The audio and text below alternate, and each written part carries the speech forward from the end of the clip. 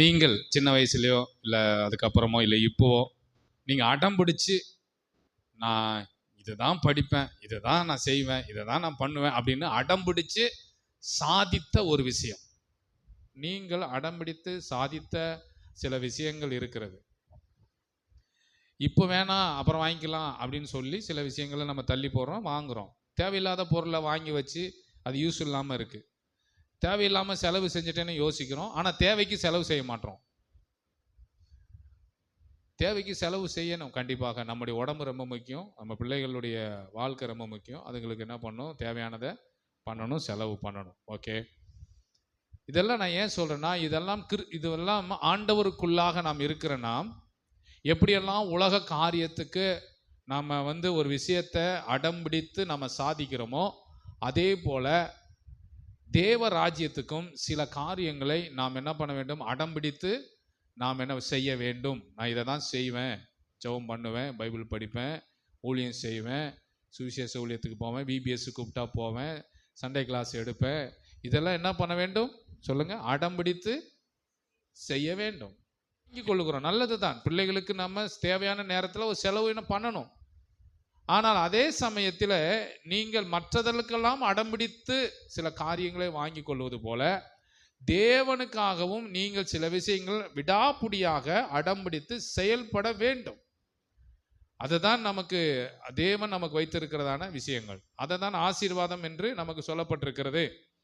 இன்னைக்கு எசேக்கியேல் தான் நம்ம பார்க்க போறோம். எசேக்கியேல் 36ஆம் அதிகாரம் 37வது வசனத்தை யாராவது வாசிங்க. எசேக்கியேல் 36, 37 யாராவது ஒருவர் வாசிக்க கேட்கிறேன். எசேக்கியேல் 36, 37. கர்த்தராகிய ஆண்டவர் சொல்லுகிறது என்னவென்றால், இஸ்ரவேல் வம்சத்தாருக்காக நான் இதை அனுக்கிரகம் செய்யும்படி அவர்கள் என்னிடத்தில் விண்ணப்பம் பண்ண வேண்டும். மந்தை பெருகிறது போல அவர்களில் என்ன பண்ணுவேன், மனிதரை பெருக பண்ணுவேன் என்று சொல்லுகிறார். எதற்காக ஜெபம் பண்ண வேண்டும், எதற்காக ஜெபிக்க வேண்டும்? கர்த்தராகிய ஆண்டவர் சொல்லுகிறது என்னவென்றால், இஸ்ரவேல் வம்சத்தாருக்காக நான் இதை அனுக்கிரகம் செய்யும்படி. எதை அனுக்கிரகம் செய்யும்படி? அதுதான் நம்முடைய கேள்வி. நான் இதை அனுக்கிரகம் செய்யும்படி அப்படின்னா, நான் இதை வாய்க்க பண்ணும்படி, இதை நான் அவர்களுக்கு கொடுக்கும்படி, இதன் மூலம் அவர்களை ஆசீர்வதிக்கும்படி அவர்கள் என்னிடத்தில் ஜெபம் பண்ண வேண்டும். எதை அவர் நமக்கு தருவேன் என்று வாக்கு பண்ணுகிறார்? எதை நமக்கு தருவதாக அவர் சொல்லுகிறார்? அதை தான் நம்ம இன்னைக்கு பார்க்க போகிறோம். பிரசங்கத்தினுடைய தலைப்பு என்னன்னா, இழந்ததை தரும் தேவன், இழந்து போனதை தருகின்ற கடவுள், இழந்து போனதை தருகின்ற ஆண்டவர், இழந்து போனதை தருகின்ற கர்த்தர். நாம் எதெல்லாம் இழந்து போய் நிற்கிறோமோ அதையெல்லாம் தேவன் நமக்கு இந்த மாதத்தின் முதல் ஞாயிற்றுக்கிழமையில நமக்கு ஒரு வாக்குத்தத்தமான செய்தி என்னன்னா, நீங்க இழந்து போனதையெல்லாம் தேவன் உங்களுக்கு தருவார். நீங்க எதை இழந்து வந்திருக்கிறீர்கள்? மிஸ் அண்டர்ஸ்டாண்டிங், சமாதானம் இல்லாமல், ஒரு ஹாப்பியா இல்லாம, பிள்ளைகளை குறித்து ஒரு சந்தோஷம் இல்லாம, இல்லை எதையாவது நினைச்சு சந்தோஷத்தை இழந்து வந்திருக்கிறீர்களா? இழந்ததை தருகிற கர்த்தர் நம்முடைய ஆண்டவர். நீங்க எதெல்லாம் இழந்து போய் வந்திருக்கிறீர்கள் அதெல்லாம் தேவன் நமக்கு தருவார். ஒன்னொன்னா வாசிக்க போகிறோம். எசேக்கியேல் 36, 1 வசனத்திலிருந்தே வாசிக்கலாம். அப்படியே அந்த அதிகாரம் மட்டும்தான் நம்ம இன்னைக்கு தியானிக்க போறோம். ஒரு சில வசனங்கள் தான் சங்கீதத்துக்கு போயிட்டு வருவோம். நீங்க எசேக்கியேல் 36 எல்லாருமே நீங்கள் திருப்பி வைத்துக் கொள்ளுங்கள். அதுல இருந்தான் இன்னைக்கு செய்தியை கேட்க போறோம். நான் சொல்ற செய்தி கொஞ்சம் கவனமாக கேட்டால் உங்களுக்கு அது மிகுந்த பிரயோஜனமாக இருக்கும். மனுபுத்திரனே, நீ இஸ்ரவேல் மலைகளை நோக்கி தீர்க்க தரிசனம் உரைத்து சொல்ல வேண்டியது என்னவென்றால், இஸ்ரவேல் கர்த்தருடைய வார்த்தையை கேளுங்கள். கர்த்தராகிய ஆண்டவர் உரைக்கிறார், வசமாயிற்று என்று சொல்லுகிறபடி. நல்லா கவனிங்கள், இழந்து போனதை தருகிற கர்த்தர் நமக்கு என்ன சொல்றார் அப்படின்னா, இஸ்ரவேல் மலைகளை நோக்கி தீர்க்கதரிசனம் எசேக்கியேல் சொல்ற, நீ இஸ்ரவேல் மலைகளை குறித்து தீர்க்கதரிசனம். இஸ்ரவேல் மலைகள் எதை குறிக்கிறது என்று சொன்னால் சபையை குறிக்கிறது. இஸ்ரவேல் மலைகள் என்பது எதை குறிக்கிறது? சபையை குறிக்கிறது. ஏசாயா 2, 3 வசனங்கள் சொன்ன, மலைகள் மேலாக உயர்த்தப்படும். மலைகளுக்கு மேலாக சபை என்ன பண்ணும்? உயர்த்தப்படும். 1 கொரிந்தியர்ல சொல்ல நீங்களே அந்த ஆலயம். அப்போ மலைகள் என்பது எதை குறிக்கிறதுனா சர்ச்சை குறிக்கும், சபையை குறிக்கிறது. மலை மேல் உள்ள கண்மலையின் மேல் கட்டப்பட்ட சபை சபை. அப்ப சபையை பார்த்து நீ சொல்ல வேண்டியது என்னவென்றால், சபைக்குள்ள யார் இருக்கா? ஜனங்கள் இருக்கிறார்கள். ஜனங்கள், நீங்க தான் சபை. 1 கொரிந்தியர் நீங்களே தேவனுடைய ஆலயம். சொல்லுங்க, நான் தேவனுடைய ஆலயம். சொல்லுங்க, கை வச்சு சொல்லுங்க, நான் தேவனுடைய ஆலயம். இப்போ உங்களை பார்த்து தான் கர்த்தர் சொல்ல என்ன சொல்றாரு? என்ன சொல்றாருன்னா 2வது வசனம் வாசுங்க. சபையே, தேவ வார்த்தையை கேள், கர்த்தருடைய வார்த்தையை கேளுங்கள், கர்த்தராகிய ஆண்டவர் உரைக்கிறார். 2வது வசனத்தை படிங்க. கர்த்தராகிய ஆண்டவர் உரைக்கிறார். நல்லா கவனிங்க, பகைஞன் அப்படின்ற ஒரு வார்த்தை இருக்கிறது. பகைஞன், விரோதி. பகைஞன்னா யாரு? விரோதி. யார் விரோதி? உங்களுக்கு யார் விரோதி? யார் உங்களுக்கு பகைஞன்? சொல்லுங்க. யார் உங்கள் எதிராளி? எல்லாருமே சொல்லுங்க சாத்தான் சொல்லுவீங்க. சாத்தான் இருக்கட்டும். ஏன் உங்களுக்கு பகைஞன் எதிராளியே உங்க ஊர்ல கிடையாதா? நீங்க ரொம்ப டீசெண்டா சொல்லிடுவீங்க, சாத்தான் தான் பாச நமக்கு இருக்கல பெரிய எதிராளி. அதை விட ஒருத்தன் பக்கத்திலே குடியிருக்கான். அப்படிப்பட்ட மனிதர்களை நாம் சந்திக்க வேண்டிய ஒரு கட்டாயத்தில் நாம் இருக்கிறோம். இதை யாரும் அவ்வளோ ஓப்பனா சொல்றது இல்லை. நம்ம என்ன சொல்ல, எல்லாரையும் நேசிக்கணும், எல்லாரும் நமக்கு சாத்தான் தான் பெரிய எதிரி அப்படி சொல்லுவீங்க. இல்லை, பக்கத்தில் ஒருத்தர் இருக்கிறானே. என்ன சொல்றேன், உங்க ஊர்ல உங்க தெருவில் நீங்க எல்லாரும் கூடயும் அப்படியே ஈக்குவலா சமாதானமா இருக்கீங்களா? யாரு கூடயும் மனக்கசப்பா இல்லையா? இருக்கீங்களா? இருக்காங்கல்ல. அந்த பகைஞன், அந்த அந்த நபரை குறித்து தான் நான் பேச வரேன். நான் சாத்தானை பத்தி பேச வரல. நான் பேச வர்றது யாருன்னா பகைஞன், எதிராளி. யார் பகைஞன்? உங்களை குறித்து என்ன சொல்கிறான்? ஆஹா, எப்படி? நல்லா கவனிங்க, என்ன சொல்றான் பகைஞாளி? ஆஹா, சொல்லுங்க. என்ன சொல்றான்? நித்திய மேடுகள் எங்கள் வசம். அப்படின்னா என்ன? நித்திய மேடுகள் என்பது என்ன? மேடுகள், குன்றுகள், மலைகள், பள்ளத்தாக்குகள் எல்லாம் தேவனுக்குரியது. தேவ பிள்ளைகள் அங்க உட்கார்ந்து ஆராதிப்பார்கள். அவன் சொல்றான், நித்திய மேடுகள் எல்லாம் இதுவரைக்கும் உங்கள் வசமாய் இருந்தது, இப்பொழுது என் வசமாயிற்று. என் வசமாயிற்று. ஆஹா, சொல்லுங்க. ஆஹா, நித்திய மேடுகள் எங்கள் வசமாயிற்று என்று சொல்லுகிறபடியால், நல்லா கவனிங்க, எங்கள் வசமாயிற்று என்று அவர்கள் சொல்லுகிறார்கள். நித்திய மேடுகள் என்பது, மேடு பார்த்திருக்கிறீங்களா? மேடுகள், மலைகள் வேற, மேடுகள் என்பது வேற. அந்த மேடுல ஏறி சறுக்கலாம், விளையாடலாம், எல்லாம் செய்யலாம்.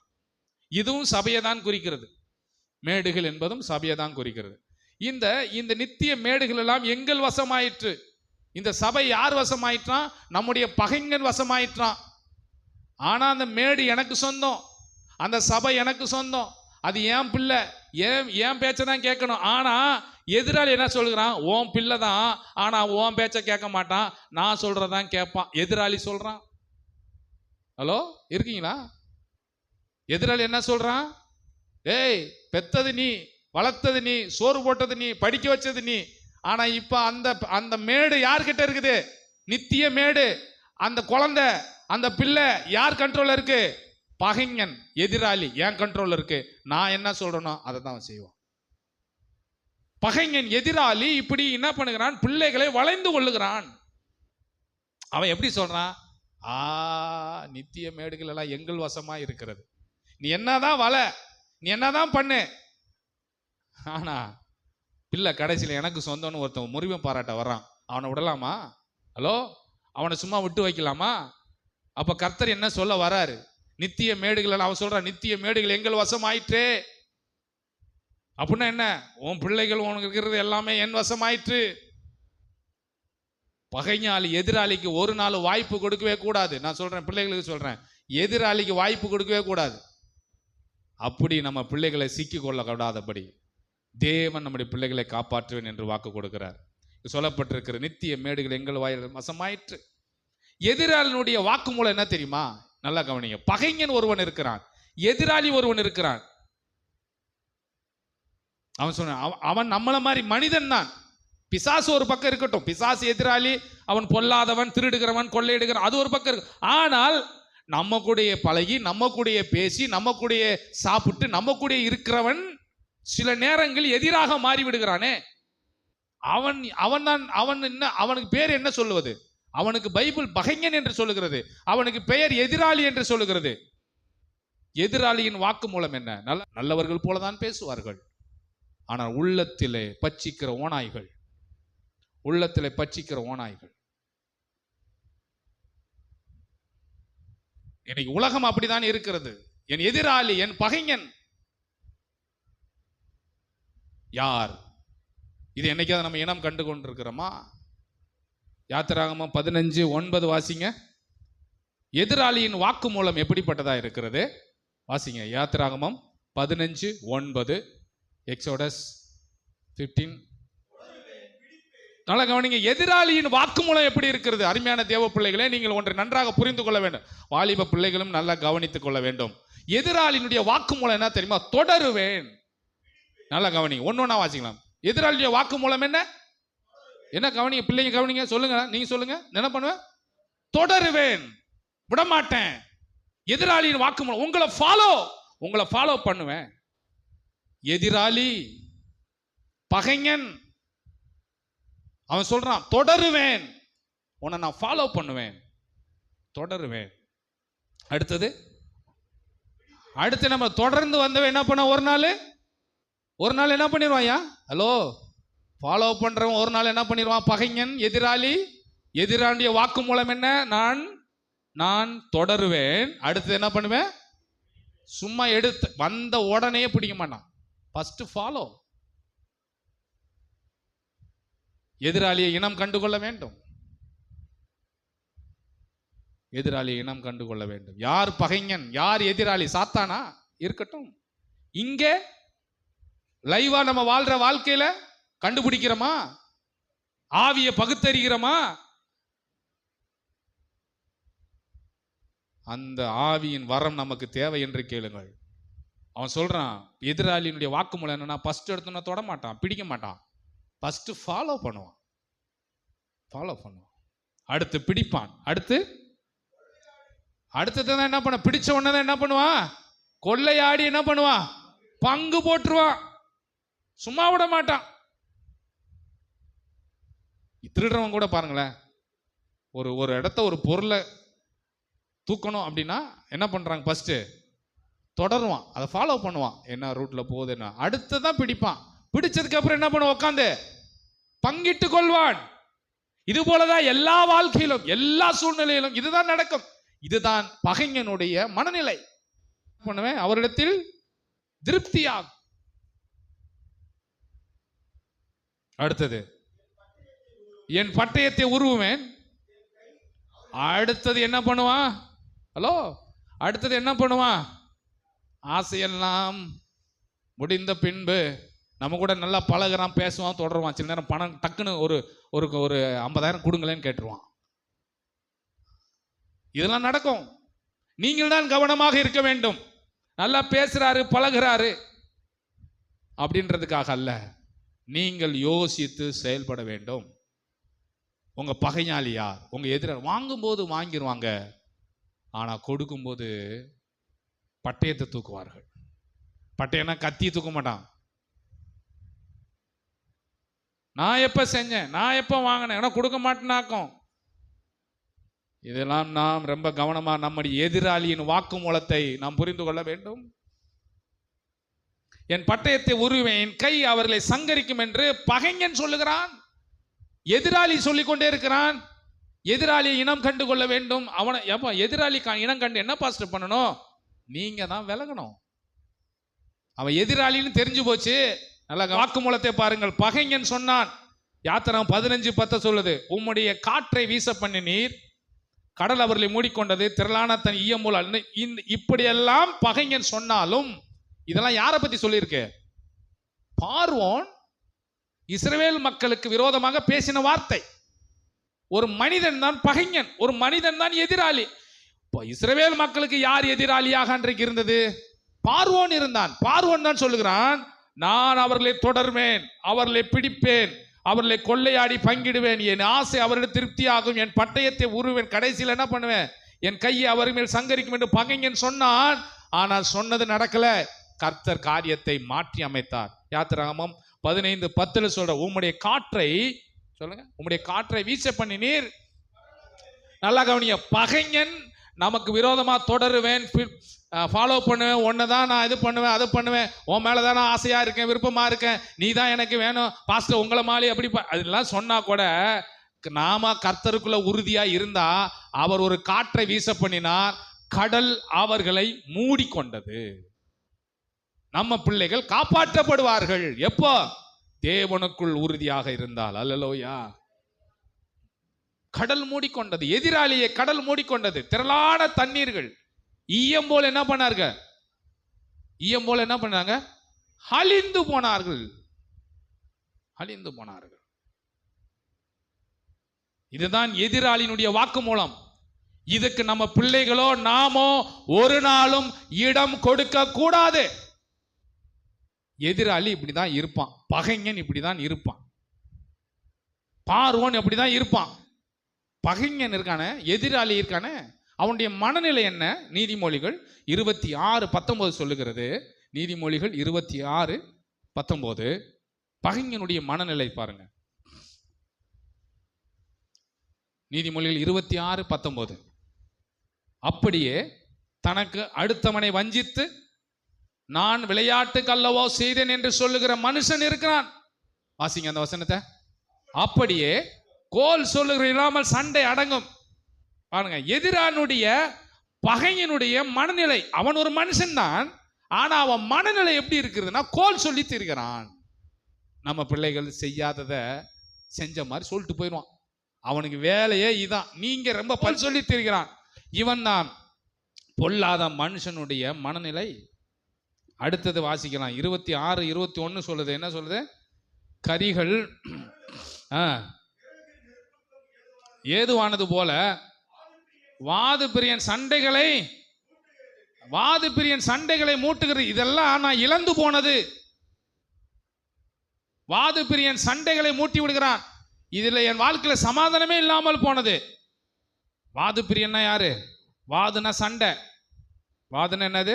சண்டை, வாக்குவாதம் பண்ணுகிறவன். இவன் என்ன பண்ணுகிறானா, சண்டைகளை மூட்டுகிறதற்கு இவன் தான் ஸ்டார்டிங் பாயிண்ட்.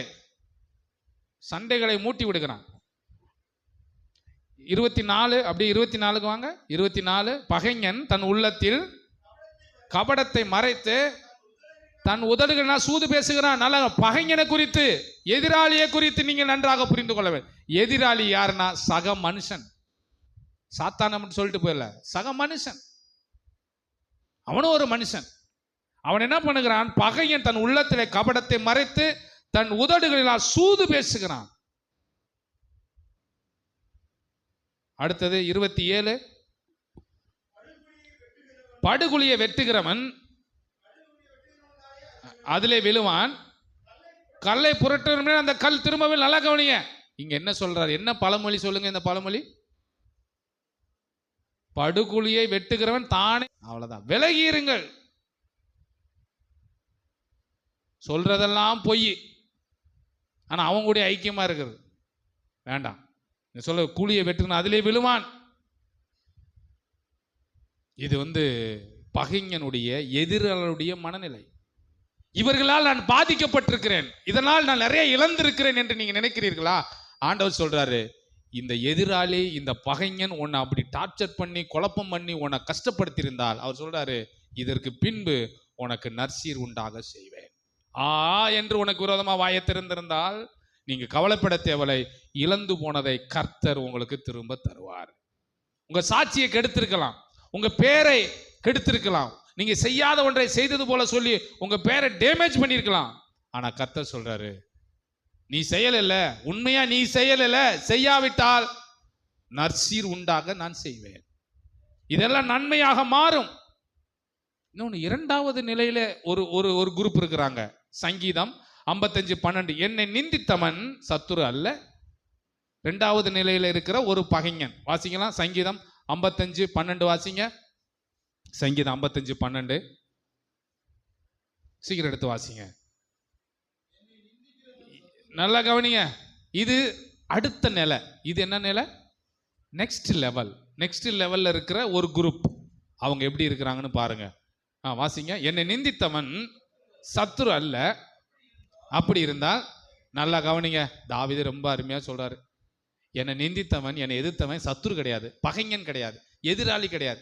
அப்படி இருந்திருந்தா நான் சகிச்சிருப்பேன். அப்ப என்னை எதிர்த்தது யார்? வாசிங்க. எனக்கு விரோதமாக பெருமை பாராட்டிவன் நல்லகை. எனக்கு விரோதமா பெருமை பேசி என் பகைஞனும் அல்ல. அப்படி இருந்தால் அவனுக்கும் நான் மறைஞ்சிருப்பேன். சரி, பகைஞன் எதிராளின். ஆனால் எனக்கு சமமானவனா யாரு? என் வீட்டார். நல்லா கவனிக்கிறீங்களா? ரெண்டாவது நிலையில ஒரு குரூப் இருக்குது. யாரு? நம்ம வீட்டார். நம்ம வீட்டார் தான் இவங்க ரெண்டாவது நிலையிலே இருப்பார்கள். தாவீது சொன்னா, எதிராளி செஞ்சிருந்தா கூட எனக்கு பெருசா செஞ்சிருக்காது, பகைஞன் செஞ்சிருந்தா கூட எனக்கு பெருசா செஞ்சிருக்காது, எனக்கு சமமான மனுஷனும் அடுத்து எனக்கு ஒரு வழிகாட்டினா. பாத்தீங்களா? எனக்கு ஒருத்த வழிகாட்டியா இருந்தான். என் வழிகாட்டினா யாரு? என்னை வளர்த்தவன், எனக்கு பேர் வச்சவன், எனக்கு வழிகாட்டு நல்லது கெட்டது சொன்னவன். இவனே இப்ப எனக்கு விரோதமா வரான். என் வழிகாட்டியும் என் தோழனுமானிய, ஆமா, என் ஃப்ரெண்டு. என் தோழன் யாரு? My friend. My friend. இந்த மாதிரி கேட்டகரிலையும் இருக்கிறாங்க. நீங்கள் அதை புரிந்து கொள்ள வேண்டும். இதனால எதையாவது இழந்திருக்கிறீங்களா? அதான் சொல்றார் ஆண்டவர், திரும்ப நான் உனக்கு தருவேன். இதனால நிறைய இழப்புகள் வந்திருக்கு, இழப்புகளை சந்தித்திருக்கிறோம். சங்கீதம் 13 சொல்லுறது, சங்கீதம் 13 1-6 வரையும் வாசிக்கலாம். சீக்கிரம் வாசிங்க. சங்கீதம் 13 1-6. கர்த்தாவே, நல்லவனே, இதிலெல்லாம் நான் பாதிக்கப்பட்டிருக்கேன். இதனால நான் நிறைய இழந்திருக்கிறேன். என் கூடவே இருந்தேன், நான் நன்மை, என்கிட்ட நன்மை பெற்றவங்க, என்கிட்ட இருந்து ஹெல்ப் பெற்றவங்க, என்கிட்ட இருந்து நிறைய விஷயங்களை பகிர்ந்து கொண்டவங்க, இவங்களால நான் நிறைய கெட்ட பேர் தான் வாங்கியிருக்கிறேன். வாசிக்கலாம். எது வரைக்கும் இவ்வளவு நடக்குது? எது வரைக்கும் நீங்க மறைந்திருப்பீர்? எது வரைக்கும் முகத்தெல்லாம் மறைச்சு கொள்வீங்க? ஆண்டவர்கிட்ட கேட்கிறார். ஆண்டவர்கிட்ட முறையிடுகிறான் பாதிக்கப்பட்டவன். என் இருதயத்தில் சஞ்சலத்தை நித்தம் நித்தம் வைத்து, எது வரைக்கும் நான் ஆத்மாவிலே, நல்லா கவனி, எது வரைக்கும் நான் இதையே யோசிச்சுட்டு இருப்பேன்? இப்படி பண்ணிட்டானே, இப்படி பண்ணிட்டானே, இப்படி பண்ணிட்டானே, எது வரைக்கும் நான் இதையே யோசிப்பேன்? ஆலோசனை பண்ணி கொண்டே இருப்பேன். எது வரைக்கும் என் சத்துரு என் மேல் தன்னை உயர்த்துவான்? எது வரைக்கும்? இப்படி கேட்கிறான். எது வரைக்கும்? எப்போ? இது எப்பதான் முடியும்? அதுக்கடுத்து, என் தேவனாகிய கர்த்தாவே, நீ நோக்கி பார்த்து எனக்கு பதில் அருளும். நான் மரண, நான் என்ன சொன்னேன்? நான் சாகாம இருக்க, நான் மரண நித்திரன். என்னது? நான் செத்துறக்கூடாது. இவங்க பண்ண டார்ச்சர்ல நான் மரண நித்திர அடையாதபடி என் கண்களை என் தெளிவாக்கும். அதுக்கப்புறம் அவனை மேற்கொண்டேன் என்று என் பகைஞன் சொல்லாதபடி, அவனை நான் ஜெயிச்சிட்டேன்னு எதிராளி சொல்லக்கூடாது. நான் தள்ளாடுகிறதுனால், ஏனாமா இந்த பிரச்சனை வந்ததுனால நான் தள்ளாடி போய் கூனி குறுகி போய் வெளியிலேயே முகத்தை காட்டாம இருக்கிறதுனால என் சத்துரு களி கூறாதபடி இப்படி செய்தருளும். நான் உம்முடைய கிருபையின் மேல் நம்பிக்கையா இருக்கிறேன். உம்முடைய ரட்சிப்பினால் என் இருதயம் ஒரு பேச்சு தேவனிடத்துல பேசிக்கொண்டே இருக்கிறான். அதை ஜெபமாக மாற்றுகிறான். இவ்வளோ பேருனால நான் என்ன பண்ணேன்? என் பேரை டேமேஜ் பண்ணிட்டாங்க, என் நேமை டேமேஜ் பண்ணிட்டாங்க.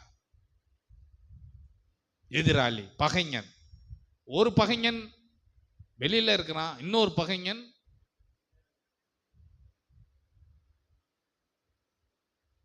இயேசு கிறிஸ்து சொன்னார், உங்களுக்குள்ளே ஒரு திருடன் இருக்கிறான். சொன்னாரா இல்லையா? உன்னை காட்டி கொடுக்குறவன் எங்க இருக்கிறான்? வெளியில இல்ல, உங்க கூட்டத்திலே ஒருத்தர் இருக்கிறான். அப்ப நம்ம கூட்டத்தில் ஒருத்தர் உள்ள இருக்கான. யார் அது? அடுத்து வாசிங்க, தொடர்ந்து வாசிங்க. கர்த்தாவே எனக்கு நன்மை செய்தபடியால், கர்த்தர் எனக்கு நன்மை செய்தபடியால், அவ்வளவுதான் முடிக்கிறார். எப்படி முடிக்கிறார் பாருங்க. இவ்வளவும் எனக்கு நடந்தாலும், நீ கேளாத ஒரு போல நீர் இருந்தாலும், என்ன வேணாலும் நடந்தாலும் நீங்க மௌனமா இருக்கிறீங்க. உங்க முகத்தை என்ன பண்றீங்க? மறைச்சுக்கிறீங்க. எல்லாமே செய்றீங்க. எதிராளி என்ன மேற்கொள், எல்லாமே நடக்குது. ஆனால் என் இருதயம் என் இருதய வேண்டுதல், நான் இப்படி பேசி நான் ஜெபம் பண்றேன். எப்படி ஜெபம் பண்றேன்னா, நான் பாடுவேன், நான் பாடுவேன், நான் பாடுவேன். நான் இழந்து போனதை நான் பெற்றுக்கொள்வேன். உதாரணம் யோசேப்பு தான். எத்தனை பகைஞர் சூழ்ந்து கொண்டார்கள். 2 விதமான பகைஞர் கூட்டம். குடும்பமே பகைத்தது. நல்ல கவனிங்கள், குடும்பமே பகைத்தது. சங்கீதம் 55 சொன்னது மாதிரி இன்னொரு பகைஞர் பார்வோனுடைய வீட்டில் போத்திபார் மனைவி, அவ பகைத்தா. இன்னொரு பக்கம் சிறைச்சாலை, எல்லா பக்கமும் பகை. இழந்து போனான் சமாதானத்தை. எல்லாம் நெருக்கப்பட்டு ஒடுக்கப்பட்டு பேர் அவப்பெயரா ஜெயிலில் போட்டு எல்லாம் இழந்து போனாலும், இழந்து போனதை கர்த்தர் யோசேப்பு கொடுத்து என்ன பண்ணிட்டார்? டாப் லெவல்ல கர்த்தர் உயர்த்திட்டார். அல்லேலூயா சொல்லுமா? அதான் சொன்ன, நான் இன்னும் பாடுவேன். கர்த்தர் எனக்கு நன்மை செய்தபடியால் சொல்லுங்க, அவரை பாடுவேன். இதுக்கெல்லாம் ஈடாக ஆண்டவர் ஒரே ஒரு வார்த்தையில சொல்லி நமக்கு இன்னைக்கு நிறைவு செய்ய போகிறோம். கடைசியா எசேக்கியேல் 36:11 வாசிக்கலாம். 36:11 உங்களில் மேல் மனுஷரை மிருக ஜீவன்களையும் பெருகி பழுகும்படி வர்த்திக்க பண்ணுவேன். பூர்வ நாட்களில் நீங்கள் இருந்த நிலைமையில் உங்களை ஸ்தாபித்து, நல்லா கவனி, உங்களை முந்தின சீரை பார்க்கிலும் உங்களுக்கு நற்சீர் உண்டாக்க செய்வேன். அவ்வளவுதான். உங்க முந்தின சீரை பார்க்கிலும் உங்களுக்கு என்ன சீர் உண்டாயிருக்கும்? உங்களுக்கு எந்த இடத்துலலாம் உங்க பேர் கெட்டதோ அந்த இடத்துல உங்க பெயர் விளங்கும். அல்லேலூயா. அவ்வளவுதான். அல்லேலூயா. ஆமென். இந்த மாசத்துல வாக்குத்தத்தமான செய்தி அதான். உங்களுக்கு ஒரு நற்சீர், எந்த இடத்துலலாம் உங்க நேம டேமேஜ் பண்ணாங்களோ அந்த இடத்துலலாம் உங்க பெயருக்கு முந்தின சீரை பார்க்கலாம் உங்களுக்கு என்ன பண்ண நற்சீர் உண்டாக்க செய்வேன். எழும்பி நிற்போம்.